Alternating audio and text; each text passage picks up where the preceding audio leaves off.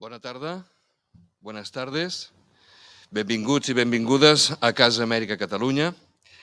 Bienvenidos y bienvenidas a la conferencia La fortaleza del sol peruano, que pronunciará el economista peruano-español Wilton Farge Escobedo, licenciado en Economía por la Universidad Inca Garcilaso de la Vega de Lima. Muchas gracias por estar hoy con nosotros, Wilton. La actividad de hoy está organizada por el Instituto de Estudios Liberales y Sociales, IELSE, y sin duda se convoca en un momento oportuno. Un momento en que, sin pretenderlo, parece haber un determinado consenso para analizar el tema que nos ocupa. En efecto, si consultan las hemerotecas y las informaciones que se almacenan en las redes, comprobarán que el sol peruano está siendo protagonista de numerosas reflexiones y estudios en las últimas semanas. Para los neófitos o inexpertos en la materia, esta atención especial puede resultar incluso hasta sorprendente.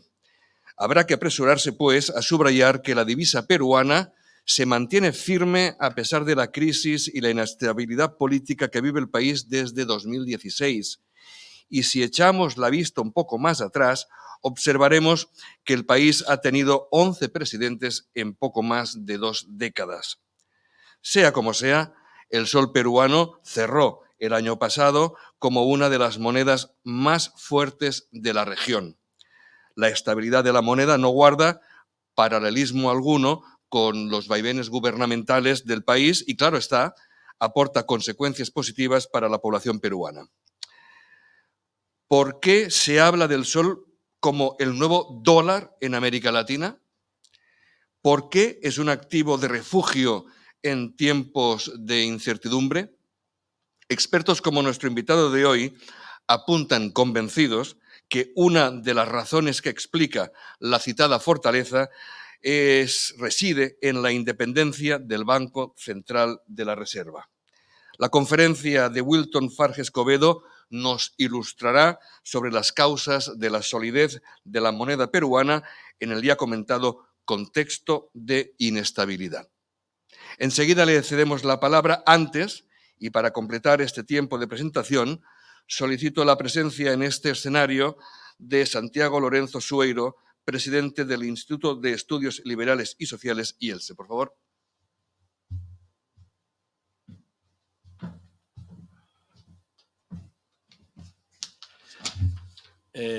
Buenas tardes a todos. Gracias por vuestra asistencia. Yo del sol poco puedo hablar después de las grandes palabras de nuestro compañero y además, me sentiré muy orgulloso de escuchar al economista Farge Escobedo, y le doy la bienvenida a esta sala. Y también no puedo olvidarme de uno de los alma maters del tema, que fue Bernardo Cacique. Yo poco puedo decir del sol, puesto que yo soy un gallego de andar a pie por Barcelona, y del sol peruano, pues lo único que sé es que si merece la pena comprarlo o no, y de momento parece ser que sí, que merece la pena comprarlo. Le cedo la palabra a Bernardo, que es el alma mater de esta conferencia, y nada más. Encantado de estar con ustedes y de compartir con ustedes el buen hacer y el buen saber del señor Farge Escobedo. Buenas tardes, cacique.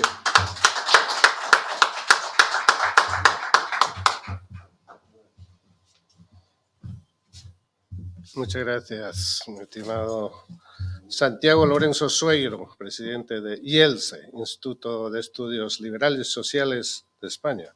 Y muchísimas gracias, Francés, es el director de Casa América, que muy gentilmente nos ha cedido este auditorio. La verdad que un poco preocupados también por saber un poquito más de qué está pasando en Perú, el otro lado del continente.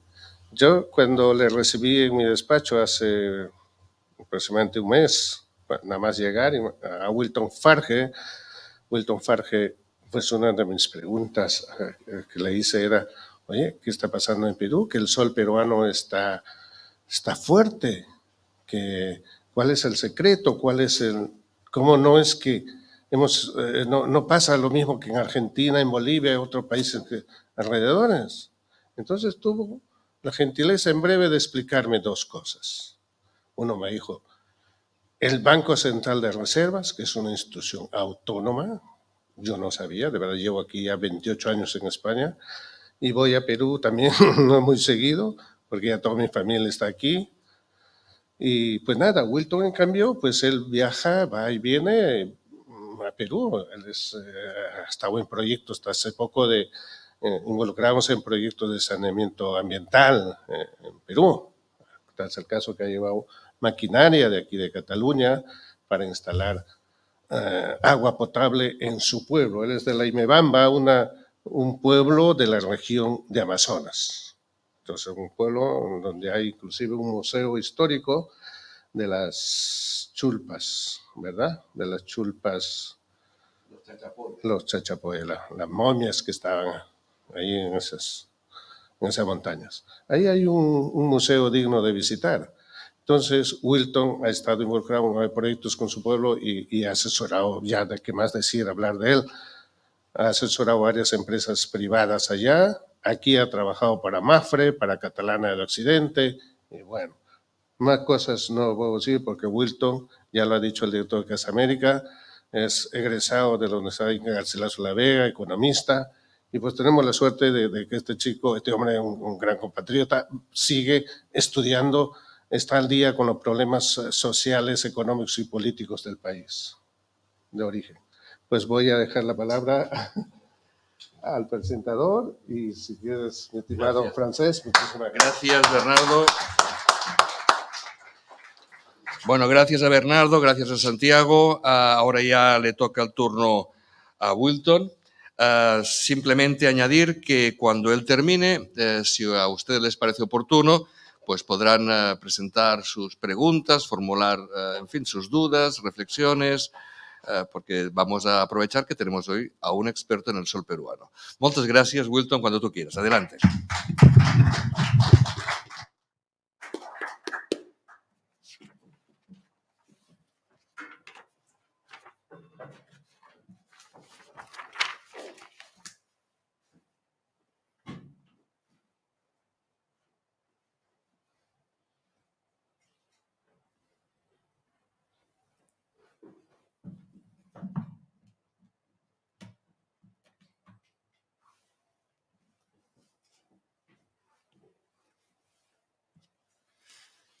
Un momentito que ha habido una desconexión, parece.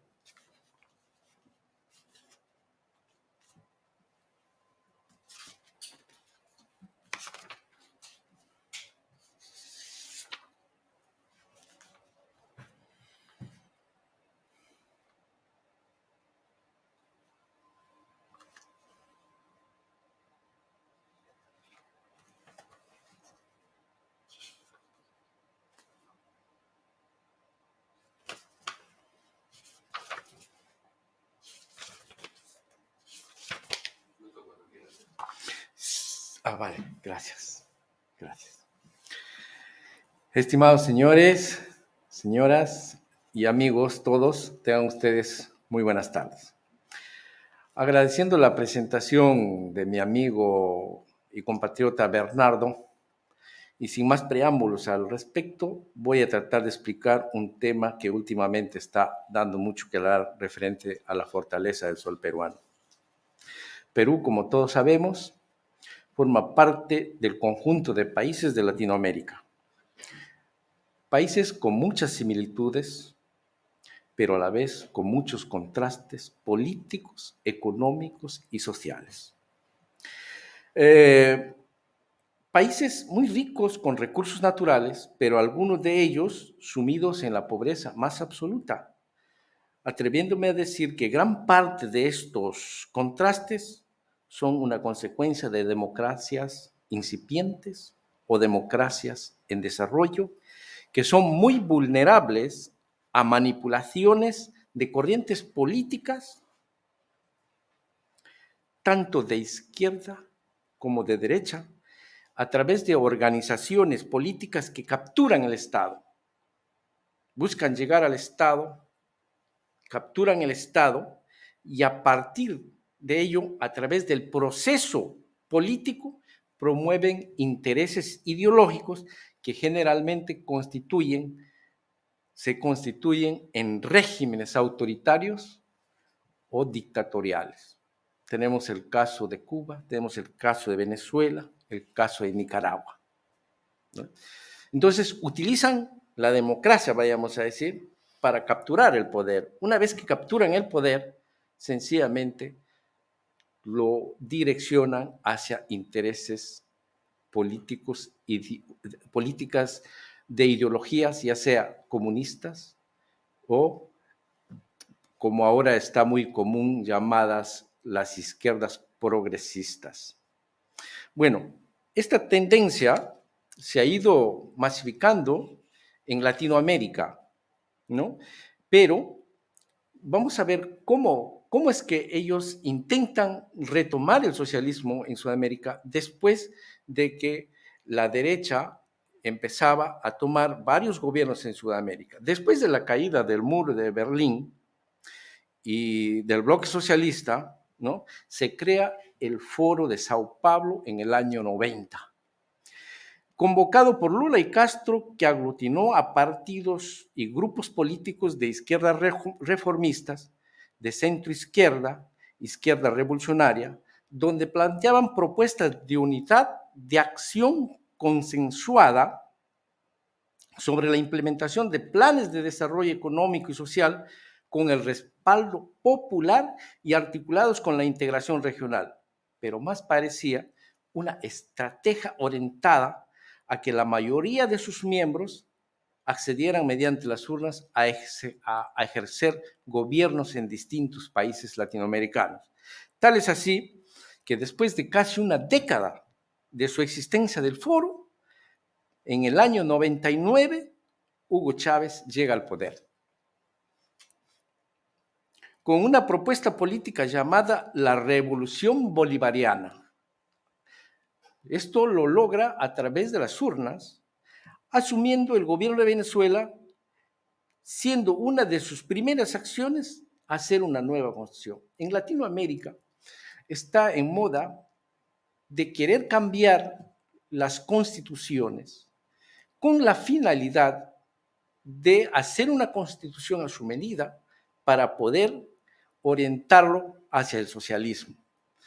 Eso es el caso de Perú con Castillo, eso fue el caso de Bolivia, que logró cambiar su constitución, fue el caso de Venezuela, fue el caso de Chile, que estuvo a punto de cambiar su constitución, pero el pueblo se dio cuenta de que no era conveniente para su gobierno y decidió dejarlo en stand-by. Entonces, Hugo Chávez, en el 2007,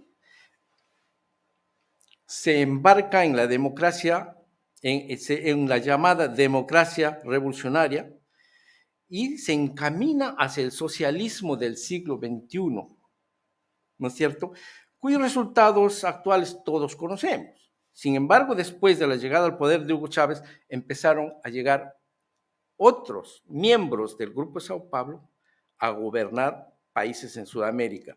Es el caso de Lula en Brasil, el caso, luego tenemos Uruguay, Bolivia con Evo Morales, Ecuador, Rafael Correa, Nicaragua, etcétera, etcétera, ¿no es cierto? Y bueno, ahí tenemos a los representantes gobernantes o exgobernantes que han sido representantes del socialismo del siglo XXI. Bueno, aquí yo quiero hacer un pequeño énfasis. Mire, el caso de Venezuela es poco comprensible. Lo que yo no entiendo, y creo que mucha gente no entenderá, cómo es que un país tan rico como Venezuela sea tan pobre a la vez. Cada habitante tiene bajo los pies $1 millón en petróleo. Sin embargo, se encuentra sumido en una crisis con una economía que se caracteriza por la hiperinflación, que ha llegado ya a superar los 4 dígitos, por la escasez, por la delincuencia desenfrenada, por el despilfarro, porque ha financiado campañas de políticos de otros países, caso del Perú, como Ollantumala, y la corrupción y el autoritarismo político que ha producido uno de los éxodos masivos. Según el Fondo Monetario Internacional, este año 2023 llegará a la cifra de 10 millones de personas que han huido de Venezuela y se han distribuido Sudamérica, Norteamérica y Europa. 10 millones, un éxodo impresionante, nunca antes visto en Sudamérica.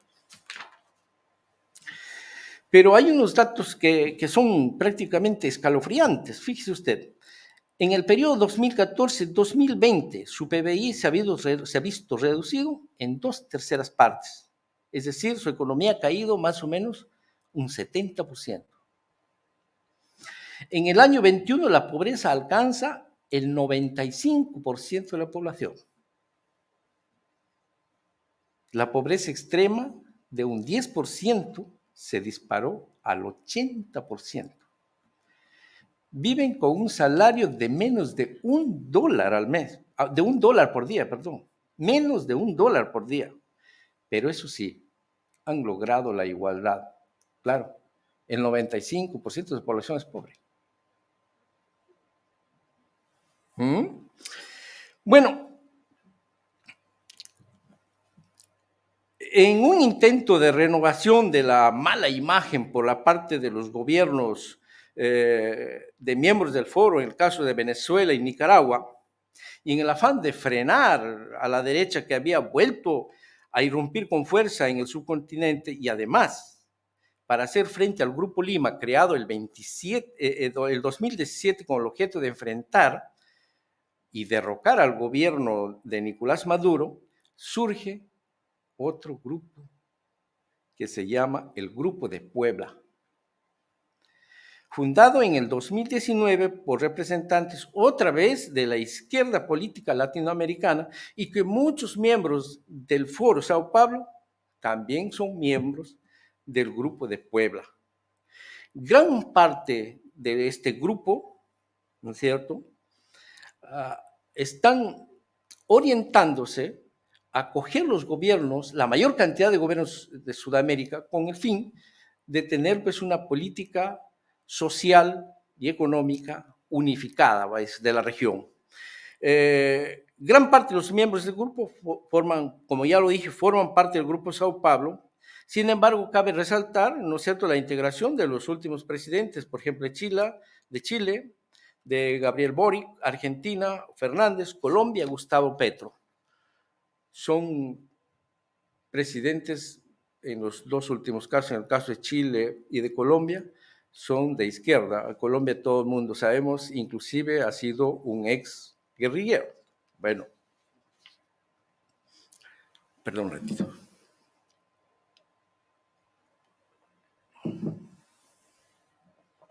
Fíjese, también cabe hacer mención el caso de Argentina. Es increíble. Uno de los países más ricos de Latinoamérica. Argentina entra al siglo XXI con el PBI más grande del mundo. Ojo, más grande del mundo. Sin embargo, después de varios gobiernos populistas, ha caído en un complejo escenario de crisis económica. Veamos algunos datos. Está afrontando una inflación que ya superó los 3 dígitos. Después de 32 años, la situación de pobreza se acerca al 40%. 2 de cada 3 niños no tienen cubiertas sus necesidades básicas. Los expertos pronostican que para este año 2023, su crecimiento será 0. Ahora bien, dicho esto, vamos a tratar el tema que nos trae hoy. Muchos expertos lo han calificado incluso como el milagro económico peruano. considerado como un raro ejemplo de estabilidad económica en América Latina.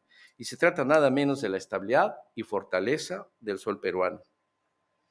No obstante, el brutal golpe recibido por la pandemia, el clima de inestabilidad que vive el país, que lo ha llevado a tener, ya lo dijeron acá, que lo ha llevado a tener casi un presidente por año en los últimos 6 años. Y además, por los intentos del último gobierno defenestrado del señor Castillo, que intentó orientarlo, ¿no es cierto?, hacia una izquierda populista, pidiendo nueva constitución. Y si sumamos a esto los efectos externos de la guerra entre Rusia y Ucrania, que han afectado negativamente las economías y el valor de las monedas de varios países de la región.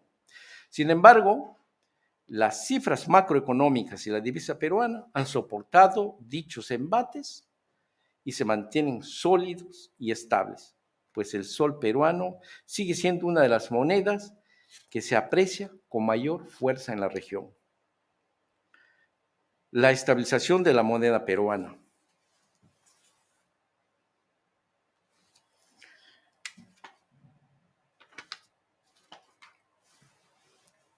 Puedo pararme, ¿no? Para indicarlo. Sí, por favor.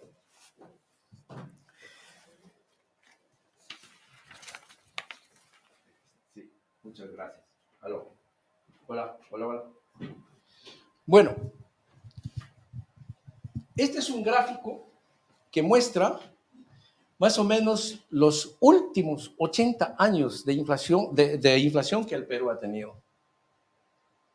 Como podemos ver, entre los años 71 y 95, Perú sufre una de sus crisis más grandes de su historia, golpeado por 2 fenómenos que lastraron la economía peruana. Uno de ellos, el terrorismo, y otro, la inflación, la hiperinflación que destrozó la economía peruana.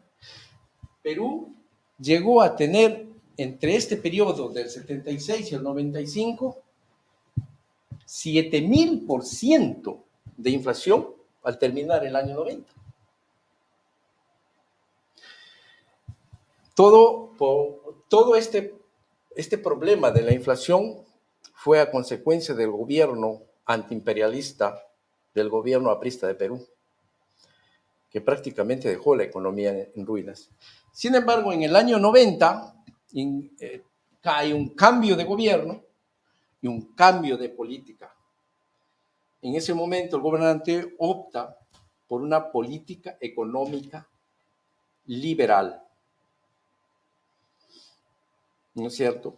Y su principal preocupación fue mantener una inflación baja, evitar las fluctuaciones de la moneda, cuyo objetivo fue estabilizar ambas cosas.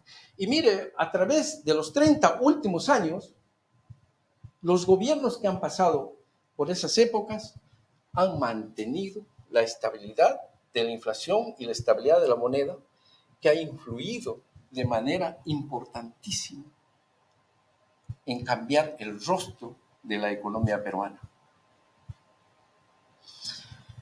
Son 30 años que el Perú ha logrado mantener una inflación estable. Mire, 1.9, 2.8 en promedio, 3.3, 2.3 en promedio. Ese es un gran logro, pero todo ello se debe simplemente a la estabilización de la moneda.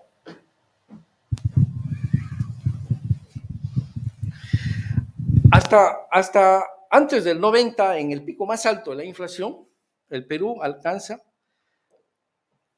7,000% de hiperinflación. En un mes, la inflación del Perú llegó a 400%. Los precios se duplicaban cada 13 días. La pobreza llegó casi al 60% de la población. Entonces, como dije, en el año ya 91, con el cambio de gobierno, se aplica una política económica de corte liberal, implementando una política monetaria autónoma. Esto es la parte importante, de que el Banco Central de Reserva, a partir de cambio de gobierno, por la Constitución, queda de manejo autónomo. Nadie puede meter ningún político puede meter eso, puede meter la mano en él. Es una autoridad autónoma que determina las políticas y las estrategias sobre la política monetaria. Y todo esto se hace con la finalidad de garantizar la estabilidad económica, la estabilidad de los precios y el crecimiento económico. Todos estos objetivos logra a través de los últimos 30 años.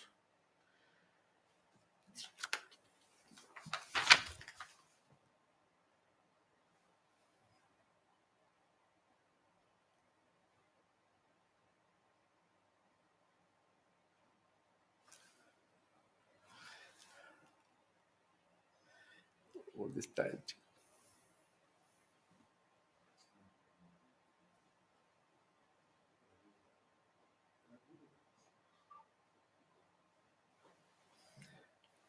No aparece este cuadro.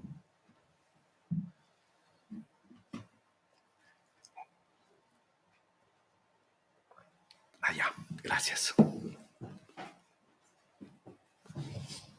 Bueno, anteriormente, no, yo creo que ahí está bien. No, somos pocos, no hay problema. ¿Sí? Si no, no se va a grabar bien. Vale. Acercarse. Ya, sí. Vale. Pues mire lo importante de lo que hablaba anteriormente sobre la estabilidad de la moneda y la estabilidad de la inflación. ¿Qué es lo que ha logrado? Ha logrado este perfil que vemos acá. Esta es la evolución del PBI desde el año 70 al 2020. Estamos hablando de 50 años. Y como podemos ver, el crecimiento desde el 70 más o menos hasta el 90, el promedio anual era del 1.31%, un crecimiento demasiado bajo.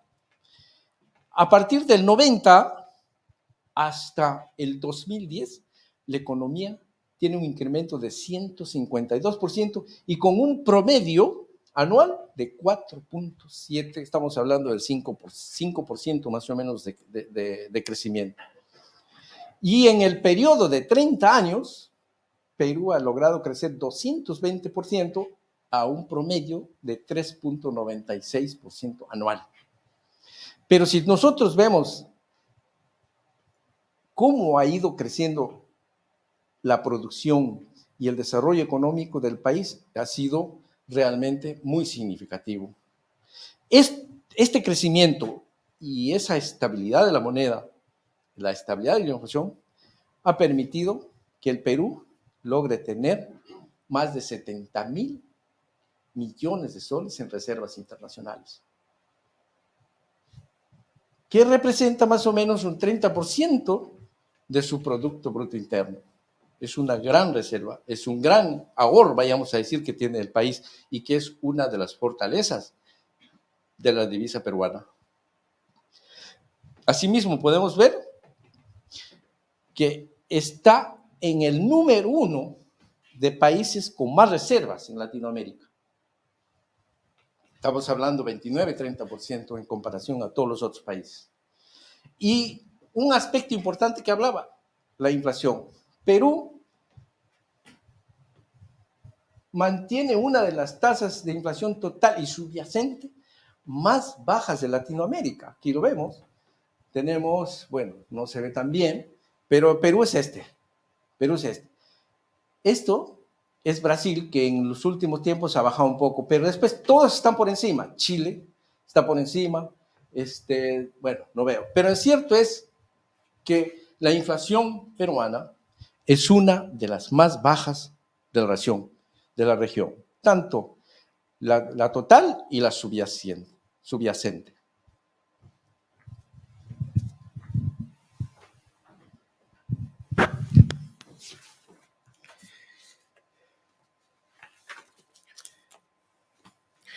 ¿Qué es lo que ha permitido este crecimiento? ¿Qué es lo que ha permitido?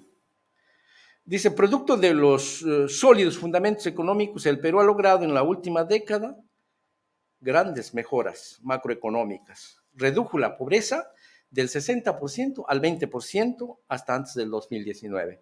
Después de la pandemia, el Perú ha tenido una caída, ha subido al 26%, pero creo que muy pronto se recuperará nuevamente el nivel de pobreza que estamos en el 20%. Ha obtenido la más alta tasa de crecimiento económico, como habíamos visto, la más baja inflación. La más baja inflación. El más bajo endeudamiento. Perú tiene una deuda del 30% de su PBI. Colombia tiene cerca del 60%. Argentina, más del 60% de su PBI está endeudado en relación a su PBI, más del 60%. El riesgo país que tiene Perú es uno de los más bajos también. Perú tiene, como ya le hemos dicho, las más altas reservas, son 70,000 millones, 30% de su PBI. Y hay una cosa importante que tiene Perú, el mayor crecimiento de productos agrícolas, que lo vamos a ver en un ratito. Bueno, y el incremento de forma importante de su renta per cápita. Como les dije, quiero hacer referencia a la increíble forma como ha crecido las exportaciones agrícolas en el Perú. Es impresionante. Esto es una cosa, vayamos a decir, que a mí me emociona particularmente. Mire, del 2006, del 2004 a la fecha, del 2003, bueno, desde el 2000 a 19%, ha tenido un crecimiento impresionante, que su crecimiento, podría decir, ha sido algo exponencial. Mire usted, las exportaciones tradicionales entre 2017 y 2022 es uno de los más grandes de la región. Estamos por encima de Brasil, Chile, México y Colombia. Bueno, y las exportaciones de junio 21 al 22, Perú se sigue manteniendo en una de las cabezas, ¿no? Teniendo en cuenta, pues, que Brasil es un monstruo, y teniendo en cuenta también que Colombia es uno de los países que está creciendo también su agricultura de forma muy, muy buena.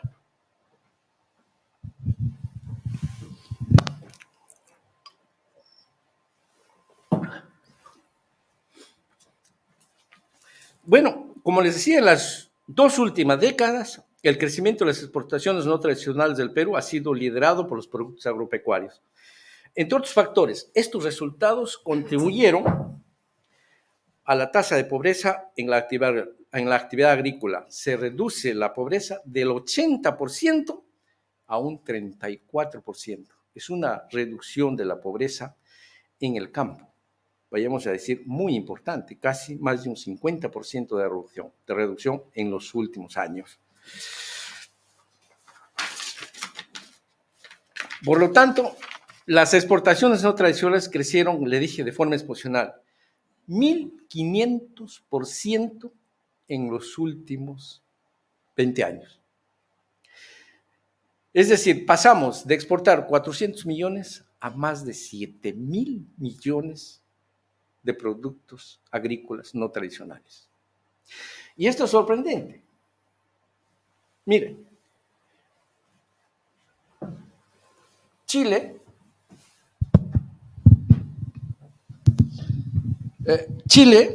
era el primer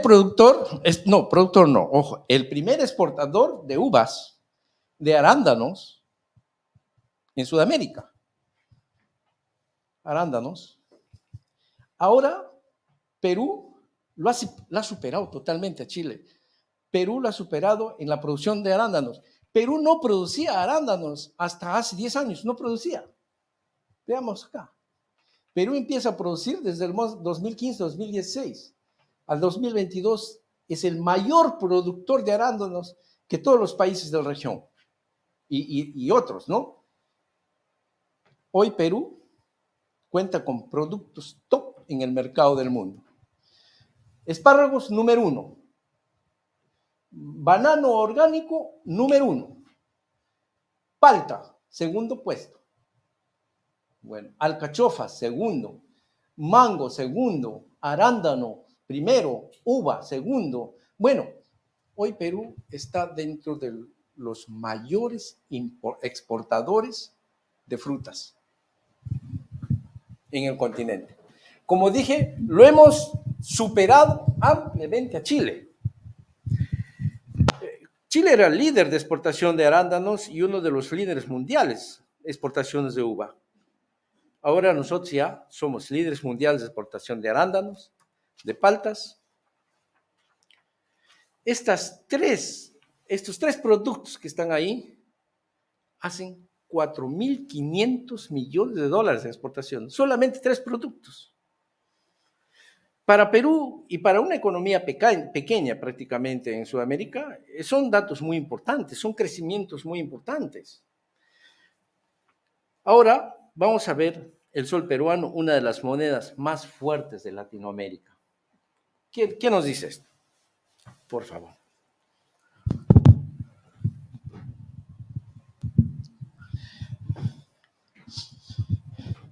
¿Cómo se explica en este cuadro que Perú es una de las monedas más fuertes de la región? Fíjense ustedes, mientras Argentina se devalúa el peso argentino en un 23%, mientras el peso chileno 13%, el euro 12%, peso colombiano 8%, el sol peruano se revalúa en 1.85 entre el periodo enero y julio del 2022. Esto es fluctuante, es relativo, sus cambios son rápidos, ¿no? Pero está ahí la fotografía. Entonces, mientras todos se devalúan, la moneda peruana se revalúa. ¿Ve? Aquí Brasil está por encima de nosotros, pero claro, la economía de Brasil es monstruosa en relación a Perú. Brasil tiene un Producto Bruto de 1.6 billones y nosotros estamos en 53.000 millones. Es una diferencia abismal. Y también he visto un cuadro, ¿no es cierto?, cómo se posiciona la moneda del sol peruano frente a otras monedas del mundo. Mire, todas las monedas que se han devaluado, tenemos el franco suizo, el euro, el dólar canadiense, el yuan, el libra esterlina, el yen japonés, corona sueca y lira turca. Todos se han devaluado. Sin embargo, las monedas de Rusia en ese entonces se revalúa, el sol peruano se revalúa, el sol real se revalúa y México también se revalúa. Entonces, nosotros estamos en el ranking de las cuatro monedas que más se revalúan en la región.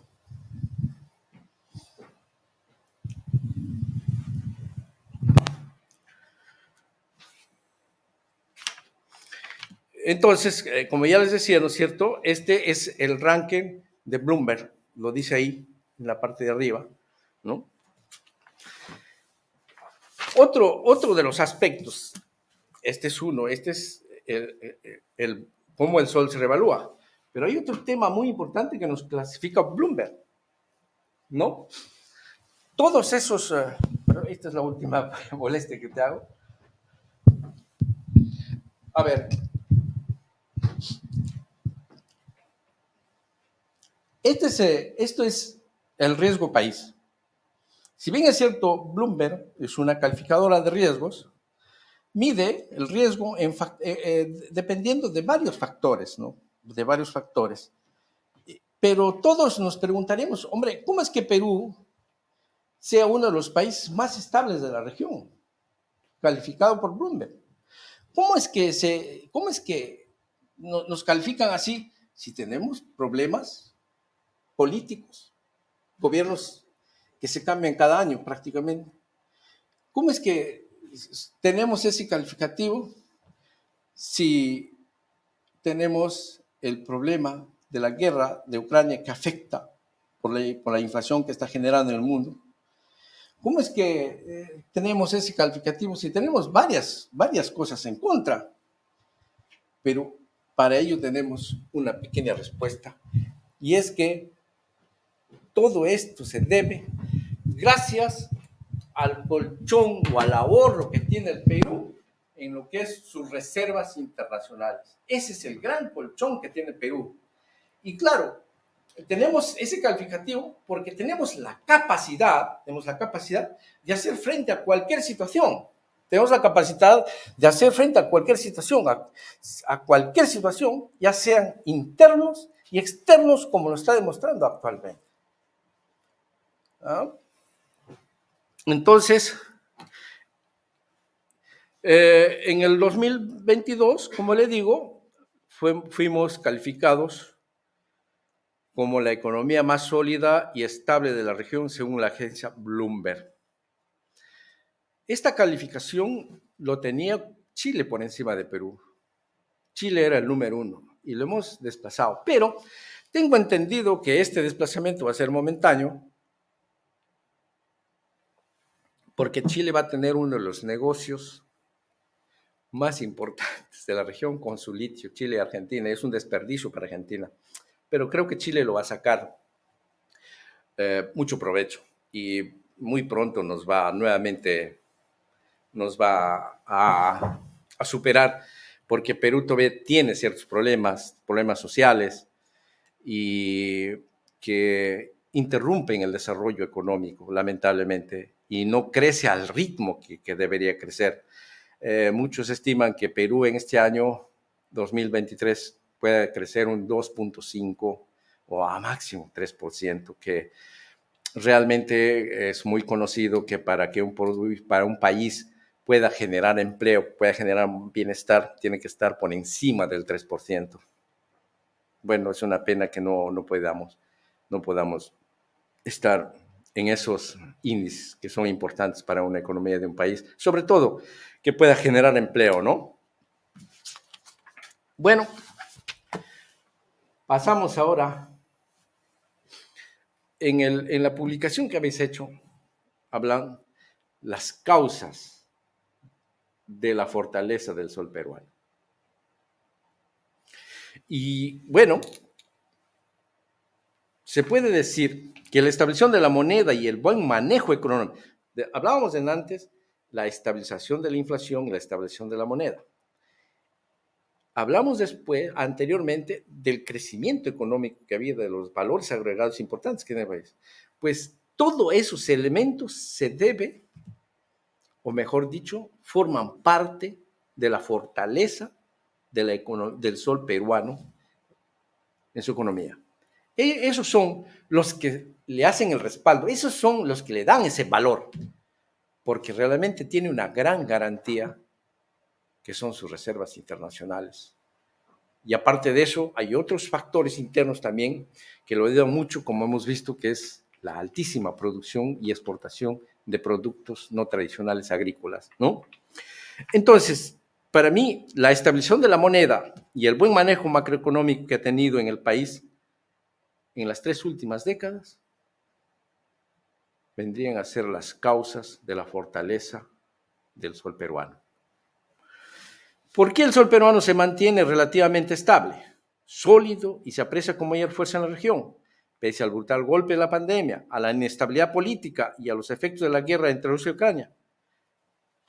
Principalmente se debe a medidas implementadas por el Banco Central de Reserva, que aplica un sistema o estrategia de régimen cambiario llamado flotación controlada o flotación sucia. Hace un rato hablábamos que el Banco Central de Reserva tiene un papel extraordinario en el comportamiento de la moneda y en el comportamiento del desarrollo económico del país. Es por ley, según la Constitución, un ente autónomo que se encarga de determinar la política monetaria y de buscar su estabilidad y potenciar el desarrollo de la economía. Esa es su función principal, según ley.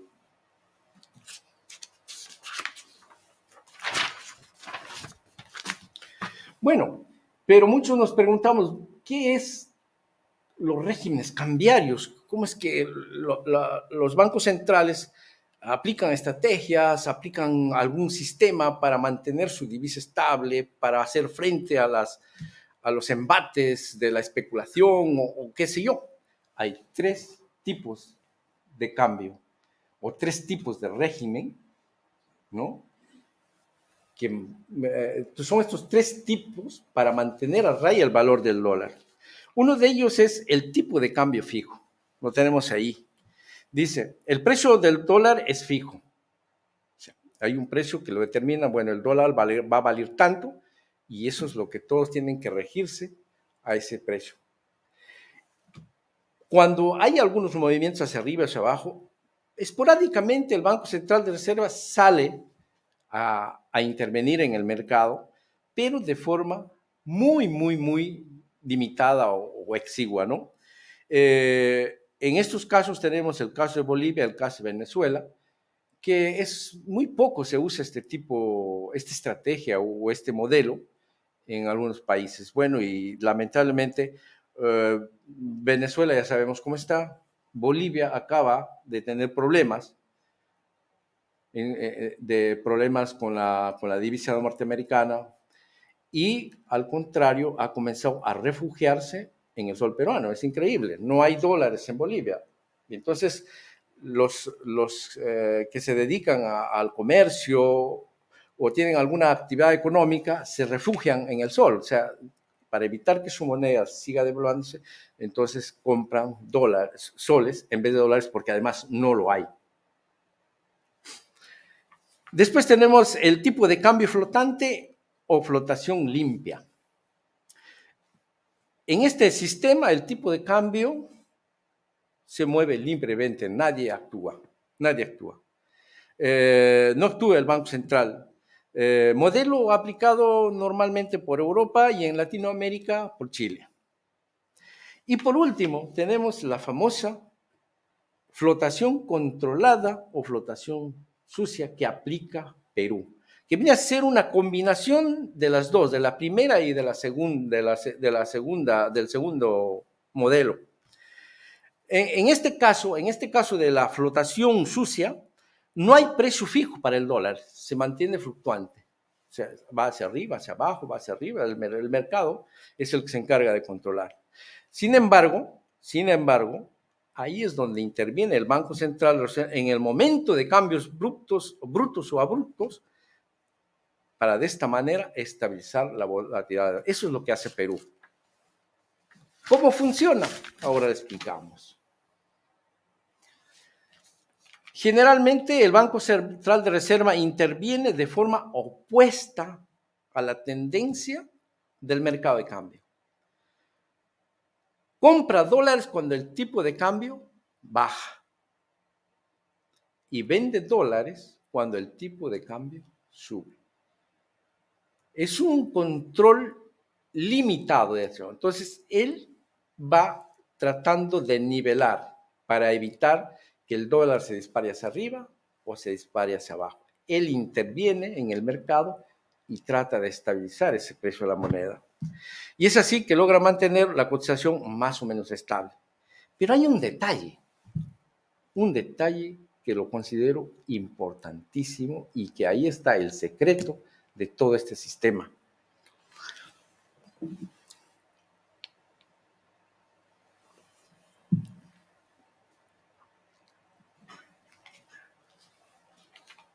Este secreto es que el Banco Central de Reserva no tiene reglas fijas para su intervención. Nadie sabe cuándo va a salir a comprar o cuándo va a salir a vender. No sabe nadie qué monto va a comprar ni qué monto va a perder. Este artilugio hace que los especuladores de la divisa del dólar y la divisa peruana, pues tengan miedo de hacer negocio con la especulación. Los disuade a los especuladores. Y eso es clave para mantener la volatilidad de la divisa. Bueno, los mayores desestabilizadores de la moneda son los especuladores. son los que hacen que se dispare o se caiga una moneda. Pero ese es el papel fundamental que tiene el Banco Central. No los deja. No los deja. De otro lado, es importante, pues el Banco Central de Reserva compra dólares en los momentos más precisos, es decir, cuando el dólar está bajo. Mientras el dólar, el Banco Central va comprando reservas y lo va guardando para que en el momento que tenga que invertir comprando dólares, tiene un buen colchón de dólares para estabilizar la moneda. Esos son los dos secretos, vayamos a decir, de lo que hace eficiente el manejo de la estabilización de la moneda peruana en Sudamérica. Y gracias a esa aplicación es que el Perú hoy tiene un colchón muy grande en relación a su economía, pues sencillamente tenemos 70.000 millones de reservas netas internacionales que representan el 30% más o menos de las reservas, 30% del Producto Bruto Interno que tiene el Perú. Pues espero que esta intervención les haya quedado un poco claro. De repente no he estado fino para explicarlos, pero mi intención ha sido por lo menos tratar de explicarlo así de manera rápida y dinámica. Bueno, quedo a disposición de ustedes para podamos conversar algunas cosas al respecto, ¿no? Muchas gracias, Wilton. Como decíamos, tenemos unos minutos para que ustedes puedan formular sus preguntas a nuestro conferenciante, si así lo creen oportuno, o manifestar algún punto de vista relacionado con la fortaleza del sol peruano. Disponemos de unos minutos. Si quieren aprovecharlos, los aprovechamos. Ahí está. Gracias, profesor. Bueno, Wilton, ha quedado sobre el tintero decir un poco que, a ver, has hablado de las exportaciones de productos agropecuarios no tradicionales, algo que Perú hace algunos años no exportaba. Me gustaría que también explicaras al público a qué se debe ese auge de producción agrícola que antes no tenía. ¿Es que tenemos ahora más tierras de cultivo? ¿Tenemos más agua? ¿Qué ha pasado en el Perú? Gracias. Bueno, es cierto. Perú ha desarrollado su agricultura gracias a grandes proyectos de irrigación que han permitido ampliar las áreas cultivables a través del proyecto Chavimochic, que no tengo exactamente cuántas hectáreas ha permitido ampliar la producción, pero es uno de los grandes proyectos implementados que ha permitido desarrollar esto, porque gracias a esas irrigaciones, grandes áreas desérticas hoy están produciendo espárragos, están produciendo arándanos, están produciendo todos los productos exportables y sobre todo de calidad. Mira que en menos de 10 años hemos tenido unas producciones abismales de paltas, unas producciones abismales de arándanos, uvas. Entonces, es gracias a las políticas de inversión pública, porque ojo, esto lo ha hecho la inversión pública en proyectos de irrigación con la finalidad de ampliar las áreas cultivables para productos agrícolas. Y bueno, y está todavía por venir el proyecto de Olmos. Olmos es el más grande proyecto que tiene a Perú, que yo creo que cuando se implemente Olmos, pues saltaremos un salto de garrocha. Ojalá se mantenga todavía nuestra política, ¿no? No, ya la hemos superado. Ya la hemos superado. En producción agrícola, ya la hemos superado.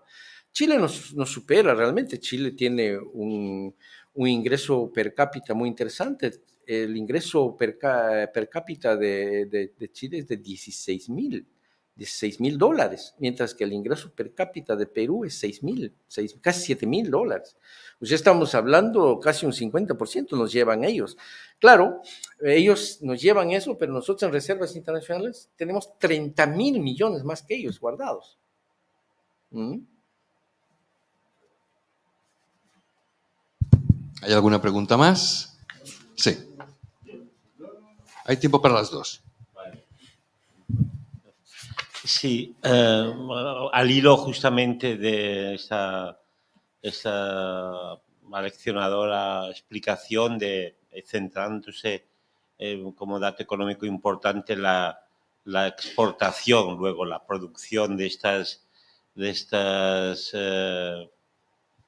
hortalizas, digamos, no tradicionales, frutas, Uh-huh. si no me salía. Aunque, Entonces, esa base, la irrigación de zonas de cultivo, ¿qué relación con la sostenibilidad? Justamente, y aprovechando que el conferenciante, como han dicho antes, ha participado en proyectos que tienen que ver con la sostenibilidad, el agua, realmente, ¿cómo lo tienen combinado este mantenimiento de la producción con la sostenibilidad, con la posibilidad, entiendo, de prolongarlo en el tiempo de una manera eficaz? Crecimiento de exportaciones, sostenibilidad por lo que es el consumo de agua. ¿Cómo lo está? ¿Cómo lo tiene combinado? Gracias. bueno, usted sabe que Perú, por su situación geográfica, tiene muchas fuentes hidrográficas. En Perú lo que sobra es agua, pero también tiene inmensos desiertos arenosos que gracias a estos proyectos de irrigación va a llegar el agua también a ese. Nosotros desperdiciamos el agua, realmente. Tenemos mucha agua. Desperdiciamos el agua porque no desarrollamos proyectos de generación de energía hidráulica y tampoco todavía estamos aprovechando al máximo el agua para regar grandes extensiones de tierras heráceas que no producen nada. Entonces, Olmos, a ver, usted sabe que Argentina es uno de los países que tiene llanuras extensas, muy extensas. Perú tiene una sola llanura, que es Olmos, que podría triplicar la producción agrícola de Chile. Solamente Olmos. Solamente Olmos. Entonces, es un gran proyecto. Y usted vea las proyecciones, perdón. Y usted vea las proyecciones. Ya hemos salido.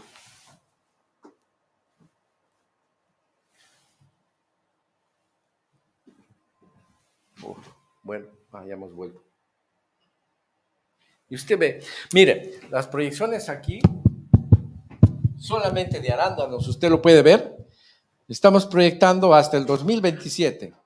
Y es un crecimiento sostenido. O sea, Perú, en el momento que se implementen estos proyectos de irrigación, no va a tener problemas de agua. Es más, Perú le sobra el agua, tiene muchos afluentes por la cordillera misma. Fíjese usted, la cordillera de los Andes, si bien es cierto, hace una geografía, ¿qué les digo? Una geografía no inhóspita, sino muy compleja de la naturaleza. No es llanura, sino son picos. Pero eso hace que todos los ríos, que le llaman ahora las corrientes de aire, hacen que lleguen ahí cuando vienen calores. Por ejemplo, aquí en España, cuando viene el calor de África, pues aquí nos da un baño de calor, ¿no es cierto? En cambio, allá todas las nubes calientes que llegan a los Andes, a la cordillera y se desploman ahí. Eso es así, llega así y se desploman ahí. Esa es una gran ventaja. Por eso les digo, nosotros no sufrimos de abastecimiento. Lo que sufrimos es cómo llevar esa agua hacia las áreas que están inertes, inservibles. Porque Perú tiene tres regiones: costa, sierra y selva. Imagínese usted Perú, en la costa, tiene inmensas áreas que se están ya irrigando. En la sierra, el Perú tiene algo que se llaman los microclimas, que permite que Perú tenga producción de frutas todo el año.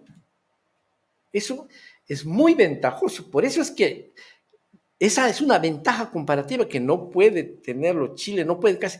De los 37 microclimas que tiene el mundo, por decir, más o menos 28 las tiene el Perú. Esa es una ventaja comparativa muy importante frente a... Mientras en algunos países solamente se hace una cosecha al año o dos, en Perú es 4 veces al año. Porque termina de producir en un área y en otra está empezando. O sea, es un ciclo continuo de producción.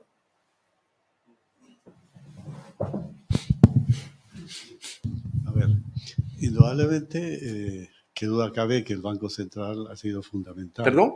Que el Banco Central, tal es así que Velarde durante dos ocasiones ha sido el del banquero central del mundo mejor considerado, ¿verdad?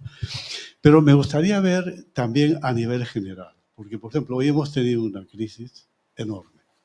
En teoría, pues se paralizaría todo. Con la crisis que ha habido, teníamos el gobierno, tenía la policía, tenía pues prácticamente todo el control. Y sin embargo, no pudieron paralizar laboralmente el país, ¿no? Esto quiere decir, no solo eso, sino que a veces no hay mal que por bien no venga. El número de informales ha crecido enormemente en esta crisis. En teoría tendría que ser pues más desfavorable y no lo ha sido. En la primera década de este siglo, Perú tenía la tasa de crecimiento social de emprendedores más alta del mundo, que indica que estos emprendedores también influyen en eso. Y Perú ha podido mantener este crecimiento agrícola cuando la iniciativa privada fue estimulada. Es verdad que hizo eso, pero antes la iniciativa privada pues está muy difícil, ¿no? Fue ahí. Entonces, el papel, diríamos, en este sentido, de algo que no es adecuado, el informalismo, pero cada uno no puede ir a una huelga si tiene que comer cada día. Dentro de la situación, ¿cómo fue? Porque no todo puede ser, diríamos, el Banco Central, que es fundamental en eso, ¿no? Todo, ya lo vemos. Sí, ¿qué parte de la sociedad puede haber influido para que no se produzca, por ejemplo, en teoría, en toda América Latina, cuando ya cogen el control total, porque hicieron el control, me refiero, cambiaron a los jefes de policía, el gobierno me refiero. Y sin embargo, no ha podido afortunadamente lograr ni derrumbar la economía, ni naturalmente la moneda. ¿Qué papel es esa situación y qué porvenir? ¿Cuál es la situación, digamos, que sería la economía en sí? A ver, mira, que no te entendido casi la pregunta, pero voy a ver más o menos por dónde va. Fíjate tú. Cuando un país entra en crisis, ¿qué es lo que pasa? Todos comienzan a huir, todos comienzan a salir, los grandes capitales comienzan a retirarse, ¿no es cierto? Pero, fíjate tú, el gobierno de Toledo, el gobierno de Alan García y el gobierno de Alan García fue uno de los mejores de su segunda época, en su segundo gobierno, y te voy a explicar por qué. Y el otro presidente, Ollanta, simplemente han tenido una economía que se ha manejado con piloto automático. ¿Cómo se explica eso? Lo que pasa es que Perú ha tenido un crecimiento que es una locomotora, precios de minerales altísimos, ¿vale? Ha exportado productos agrícolas por todos lados. Tenemos toda esa fuerza de producción, es como una locomotora que va arrastrando todo lo malo, pero sigue adelante. Es ese nivel. de índices macroeconómicos que tiene, ese ahorro que tiene, lo hacen una economía fuerte que prácticamente no abandonan el carro. Los grandes capitales se quedan, los grandes negocios se quedan y siguen. Entonces, puede haber algunos acontecimientos sociales aislados, por ejemplo, estos últimos problemas de diciembre, enero del 2009, claro que va a traer consecuencias. Va a hacer que la producción no crezca al nivel que debía crecer. Por eso es que nosotros para este 2023, si todo seguía normal, deberíamos tener un crecimiento del 5% del PBI. Pero por estos problemas sucedidos creceremos la mitad, 2.5 o máximo a 3 llegaremos. ¿De acuerdo? Bueno, vamos allá pensando ya en las últimas preguntas. 2 preguntas, las 2 últimas, si le parece bien al conferenciante, 2 preguntas. Habrá tiempo para las 2. Disculpe, amigo.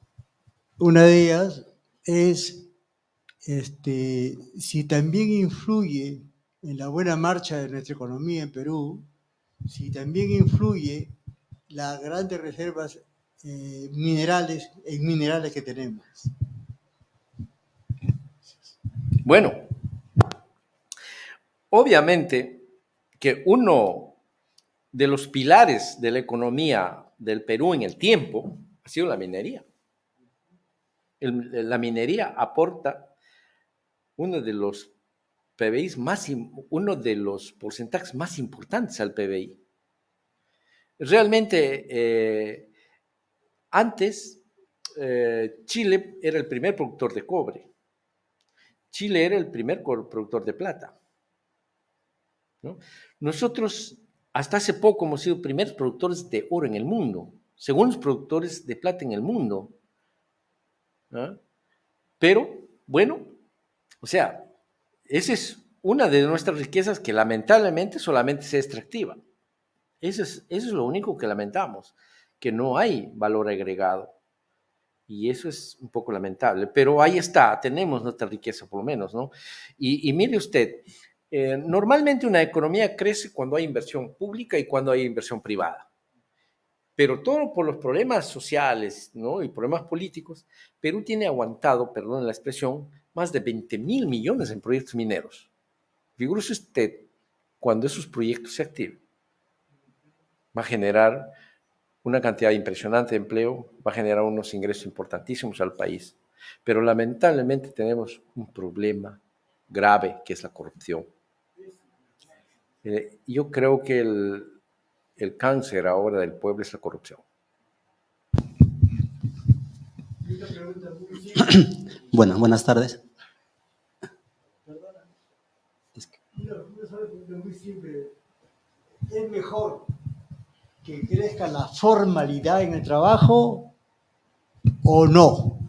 ¿Es mejor que el Perú, los trabajadores se formalicen más o es negativo esto? Perdón. ¿Es mejor que se formalice más el trabajo o que siga creciendo la informalidad? Hombre, eso es muy, muy sencillo, ¿no? Ojalá seríamos más ordenados, por un lado, y más legales, ¿no? Y cada vez esa brecha de informalidad se vaya reduciendo, porque actualmente la economía del Perú, el 75% de su economía es informal. Es una cosa bárbara. Vamos ya ahora sí con la última pregunta y gracias. Bueno, buenas tardes.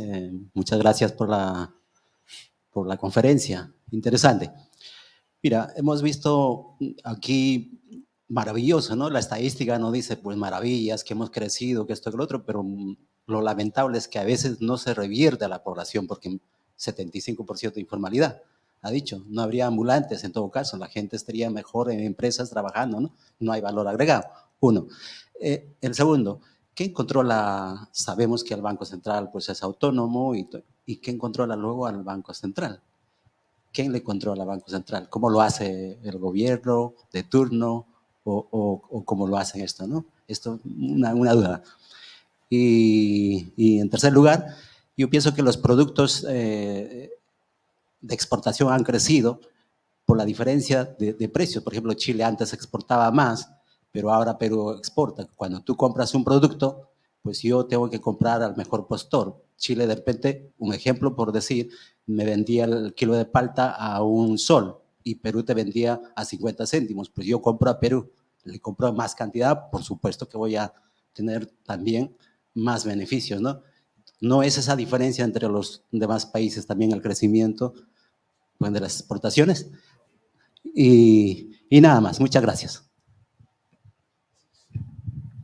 Vale. Pues la primera pregunta, ¿por qué si tenemos buenos indicadores macroeconómicos, por qué tenemos bastante pobreza? ¿A eso te refieres, ¿no es cierto? Bueno, ese es el pez que se muerde la cola en muchos países del mundo, ¿no? Eso ha pasado en Chile, eso ha pasado en varios países, y todos hablan, pues, de la redistribución del ingreso. Eso es un problema que hasta ahora nadie ha podido todavía concretarlo, ¿no? Porque se habla de la redistribución del ingreso, pero realmente nunca se distribuye. Lo que pasa, mira, una de las diferencias que tiene el liberalismo es eso, la libertad. La libertad. Y uno puede crecer hasta donde le dé su capacidad, porque el mercado es libre. Mira, tú tienes un celular, vamos a decir que tienes un iPhone, ¿no es cierto? Y Steve Jobs, al hacer ese celular, al crear ese celular, se volvió multimillonario. ¿Es culpa de alguien que ese hombre, por desarrollar su capacidad, sea millonario? ¿Es culpa de alguien? ¿Es culpa de alguien que tú le compres su celular a ese hombre que creó ese celular y le hagas rico? ¿Eso es un problema? Esa es la libertad del capitalismo. Ahí está, pero ese es el modelo. Entonces, lo que pasa también es que durante muchos años hemos querido vivir del Estado. El problema está de que queremos que el Estado nos mantenga. Y eso ha sido el problema de muchos países populistas que aplican políticas populistas que han caído. Mira, Argentina, ya te dije, Argentina entra al siglo XX con una de las PBIs per cápita más grandes del mundo. ¿Y ahora cómo está? ¿Por qué? Por las políticas de subsidios. Ese es el problema, de que se acaban toda la plata del colchón y cuando no hay, nadie les da nada, entonces comienza la maquinita. Y más inflación y se va. Ese es el problema de los países populistas. Ese es el caso de Bolivia. Mira, Bolivia ha entrado a un proceso de default, ¿se llama? ¿Default? ¿Sí? ¿Sí? ¿Por qué? Porque se acabó el dinero que tenía y lo daba a la gente, toma, toma, toma, y la gente, venga, fanfarria. Se acabó y ahora, ¿qué? Ese es el problema, la política del paro. ¿Ah? La otra pregunta fue de que, bueno, más me recuerdo que... el Banco Central. Ya, su independencia, ¿no? Mira, en el Perú es un caso raro, pero muy importante. El presidente del Banco Central de Reserva tiene en su puesto 20 años. De repente esa especialización ha hecho que sea un hombre experto en manejar ese tema. Y la ventaja que tiene él es que nadie le puede obstaculizar en aplicar sus medidas, salvo que una ley poca que ha salido del Congreso, una ley populista, de poner topes a las tasas de intereses. ¿Verdad?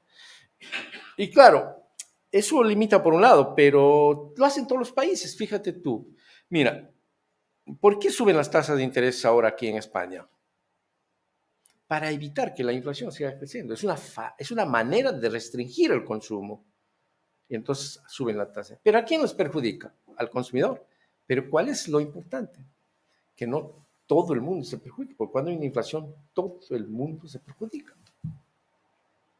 Pero los más perjudicados son los que menos tienen, obviamente.